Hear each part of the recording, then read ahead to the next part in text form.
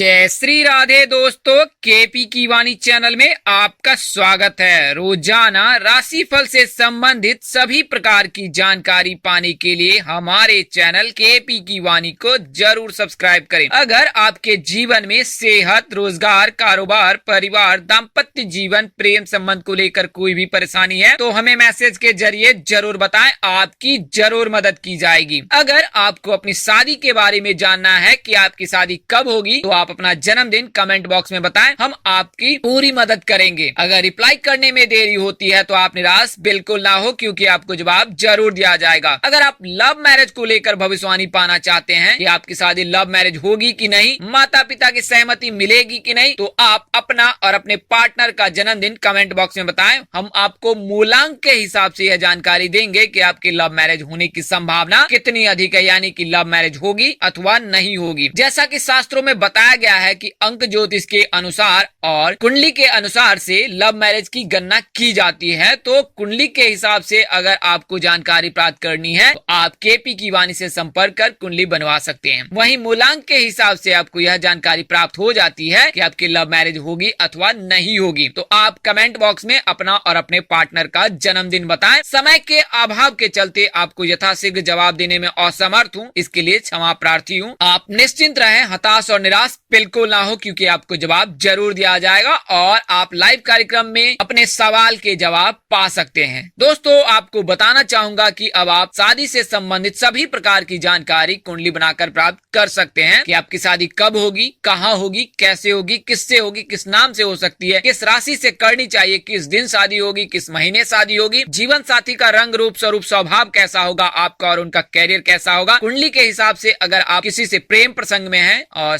Love marriage करना चाहते हैं या चाहती है तो लव मैरिज होगी, माता पिता की सहमति मिलेगी कि नहीं मिलेगी, इन तमाम तरह की जानकारी आप कुंडली बनाकर प्राप्त कर सकते हैं। इसके लिए मामूली फीस ली जाती है। आप 8521835670 इस नंबर पर व्हाट्सएप मैसेज कर अथवा कॉल कर अपनी कुंडली बनवा सकते हैं। जिन जातकों को जरूरत हो वही संपर्क करें, अन्यथा आप नंबर सेव करके रखें और भविष्य में जब कभी आपको जरूरत पड़े तो आप केपी की वाणी को एक बार सेवा करने का मौका अवश्य दें। दोस्तों, आपको बताना चाहूंगा कि अब आप संचार के सभी माध्यमों से केपी की वाणी से जुड़ सकते हैं। केपी की वाणी blogspot.com पर विजिट कर आप कुंडली से संबंधित सभी प्राथमिक जानकारी प्राप्त कर सकते हैं, कैसे कुंडली बनाई जाती है और इसके लिए कितनी शुल्क ली जाती है। वहीं आप फेसबुक, ट्विटर, इंस्टाग्राम और टेलीग्राम के माध्यम से भी केपी की वाणी से जुड़ सकते हैं। हमारे असिस्टेंट आपको वहां पर सहयोग जरूर ही करेंगे। उन जातकों को बताना चाहूंगा कि जिन जातकों की शादी तय हो चुकी है वे अपनी कुंडली मिलान अवश्य ही करा ले। इससे उनके विवाह की जानकारी प्राप्त हो जाएगी कि विवाह उपरांत आपका वैवाहिक जीवन कैसा गुजरेगा। शास्त्रों में निहित है, नारी दोष, भकुर दोष और मांगलिक बलि रहने पर शादी बिल्कुल ही नहीं करनी चाहिए, अन्यथा उसके स्थानीय उपाय करने के बाद ही विवाह करना चाहिए। तो आप कुंडली मिलान अवश्य ही करा ले। आप अपने नजदीक के किसी प्रकांड पंडित व ज्योतिष से संपर्क कर सकते हैं, अन्यथा केपी की वाणी से संपर्क कर आप कुंडली मिलान करवा सकते हैं। इसके लिए मामूली फीस ली जाती है और आपको यह जानकारी दी जाएगी कि विवाह उपरांत आपका वैवाहिक जीवन कैसा गुजरेगा। दोस्तों, आज के वीडियो में आपको उन 3 राशियों के बारे में बताने जा रहा हूं जिनके शादी के जो योग हैं वो अप्रैल महीने में प्रबल बन रहे हैं, यानी कि अगले साल 2022 में शादी के योग जो हैं वो प्रबल हैं इन 3 राशियों के। इसके लिए आपको मैं विस्तार से सभी जानकारी दूंगा। उससे पहले विवाह मुहूर्त जान लेते हैं कि अप्रैल महीने में विवाह मुहूर्त कब कब है और उनकी तिथियां और नक्षत्र क्या है, दिन कैसा है, यह सभी जानकारी आपको पहले दे देता हूँ। तो अप्रैल महीने में पहली जो विवाह मुहूर्त तिथि है वो 17 अप्रैल की है। तो 17 अप्रैल को जो विवाह मुहूर्त का समय है वो सुबह 7:17 से लेकर अगले दिन 18 अप्रैल तक 5:34 तक है। नक्षत्र स्वाति है, तिथि प्रतिपदा द्वितीया है और दिन रविवार है। इसके अगले दिन यानी कि 19 अप्रैल को विवाह मुहूर्त जो है 5:02 संध्या काल से रात्रि के 1:39 यानी कि 20 अप्रैल के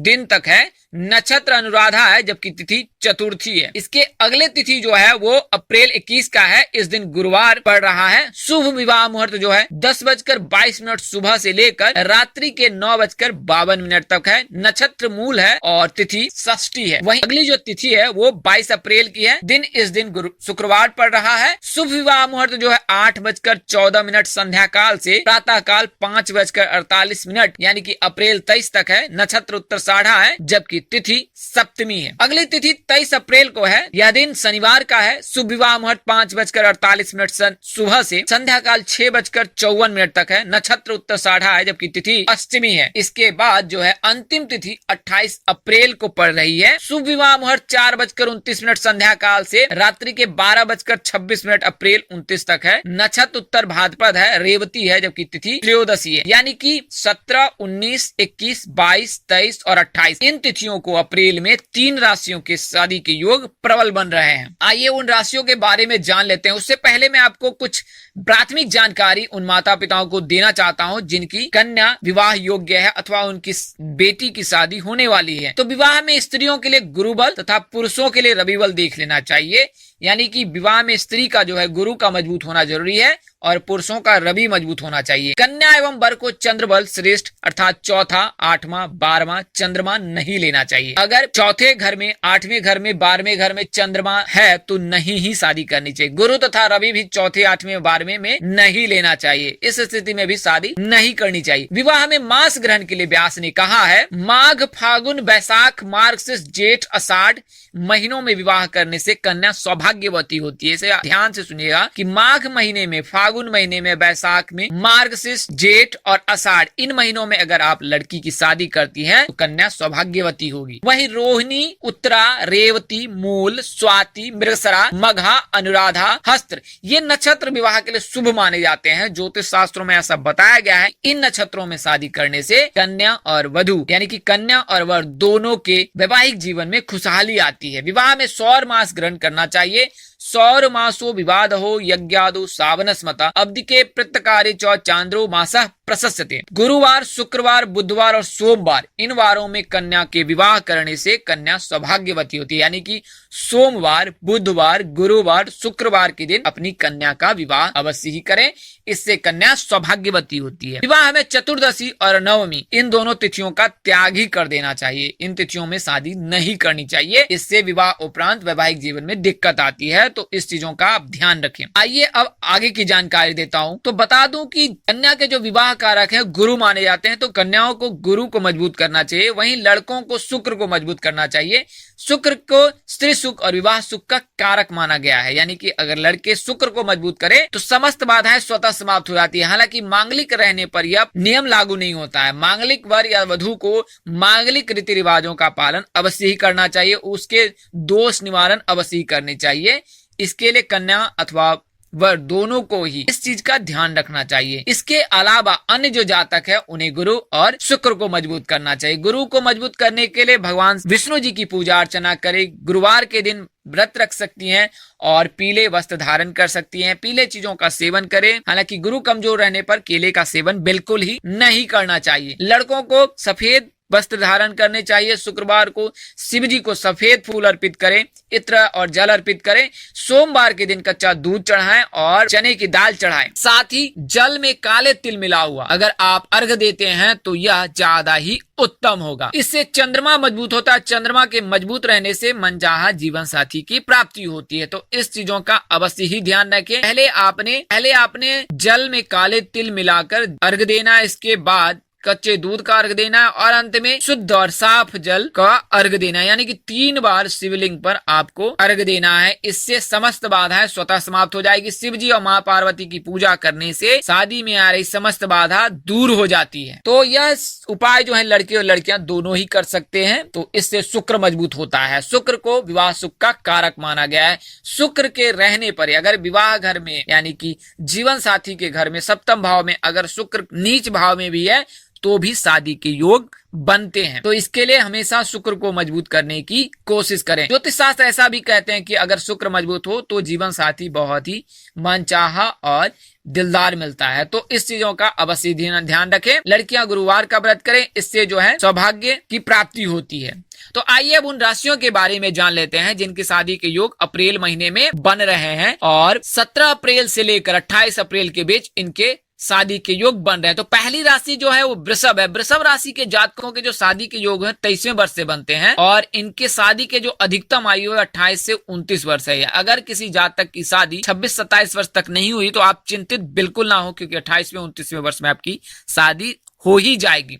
हालांकि न्यूनतम आयु जो है 23 वर्ष है, यानी कि 23वें वर्ष से शादी के योग बनने लगते हैं। तो अगर आपकी राशि वृषभ है और 23 वर्ष के योग हो चुके हैं तो अप्रैल महीने में शादी के प्रबल योग बन रहे हैं, तब तक आप गुरु और शुक्र को मजबूत करें। अगर मांगलिक हैं तो कुंडली दिखाकर यह जानकारी प्राप्त कर ले और मांगलिक दोष का निवारण करवा लें, इससे शादी में आ रही बाधाएं समाप्त हो जाएगी। अन्यथा अगर मांगलिक के साथ आप विवाह के हेतु वर या वधु की तलाश कर रहे हैं तो इसमें आपको दिक्कत हो सकती है। केतु और राहु के रहने पर या केतु शनि के रहने पर शादी में बहुत देरी होती है, तो इसके लिए मन की बात किसी को ना बताएं। अगर कोई चीज लग भी जाए, शादी तय भी हो जाए या विवाह हेतु आप वर वधु की तलाश में देख रहे हैं या बातचीत चल रही, तो भी इसकी जानकारी किसी अन्य को बिल्कुल ही ना दें। इससे शादी में आ रही बाधाएं और बढ़ जाती है। चूंकि केतु के रहने से गुप्त शत्रु के चलते विवाह में देरी होती है, वहीं शनि के रहने के चलते घर में किसी सदस्य के चलते शादी में देरी होती है। तो इन चीजों का अवश्य ध्यान रखें, तो फिर आपकी शादी के योग बनने लगेंगे। हनुमान जी की पूजा करना वृषभ राशि के जातकों के लिए सोने पे सुहागा जैसा होता है, यानी कि यह किस्मत के दरवाजे खोलने जैसा है कि अगर आप वृषभ राशि के जातक हैं और हनुमान जी की पूजा कर रहे हैं, इससे समस्त बाधाएं दूर हो जाएंगी। 11वें अवतार शिव जी के हनुमान जी को बताया गया है। तो अगर हनुमान जी की पूजा करते हैं तो आप शिव जी की भी पूजा कर रहे हैं, और शिव जी की पूजा करने से मनचाहा जीवन साथी मिलता ही है।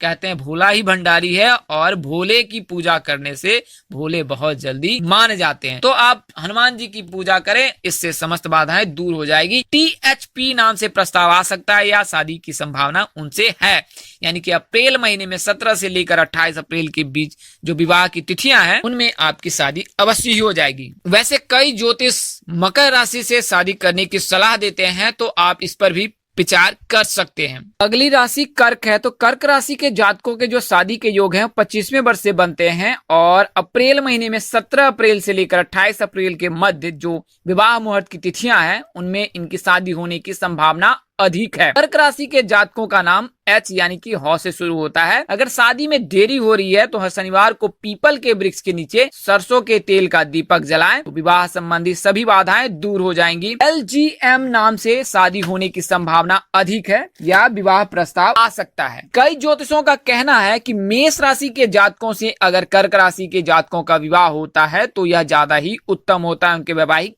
जीवन के लिए। तो आप अपने हिसाब से जीवन साथी का चयन कर सकते हैं। हालांकि शादी से पूर्व कुंडली मिलान अवश्य ही करा लें। अगली और अंतिम राशि मकर राशि है। तो मकर राशि के जो राशि स्वामी हैं वो गुरु हैं और इनके आराध्य देव भगवान विष्णु जी हैं। इसके चलते मकर राशि के जातकों के जो शादी के योग हैं वो बहुत जल्द बनते हैं, यानी कि 21वें वर्ष से शादी के योग मकर राशि के जातकों के बनने लगते हैं। शीघ्र विवाह के लिए जल में रोली मिलाकर सूर्य देव को अर्घ देना आपके लिए श्रेष्ठकर होगा। कुंभ राशि के जातकों से अगर आपकी शादी होती है तो आपका वैवाहिक जीवन मधुरमय बीतेगा। दोस्तों, इस वीडियो में बताई गई जानकारी ज्योतिष पंचांग मान्यताओं और धर्म ग्रंथों से दी गई। हमारा उद्देश्य महज आपको सूचना पहुंचाना है, आपसे सूचना हेतु मिले। इसके अतिरिक्त अगर आप इनको मानते हैं, अपनाते अथवा उपयोग करते हैं तो इसके आप स्वयं जिम्मेदार हैं। आप चाहे तो केपी की वाणी से संपर्क कर सकते हैं, अन्यथा आप अपने नजदीक के किसी प्रकांड पंडित व ज्योतिष से सलाह ले सकते हैं। हम आपको कुंडली देखकर पूरी जानकारी देंगे कि आपकी शादी में क्यों देरी हो रही है और आपकी शादी कब हो सकती है। इस तरह की अन्य वीडियो देखने के लिए हमारे चैनल के डैशबोर्ड अथवा प्लेलिस्ट पर जाएं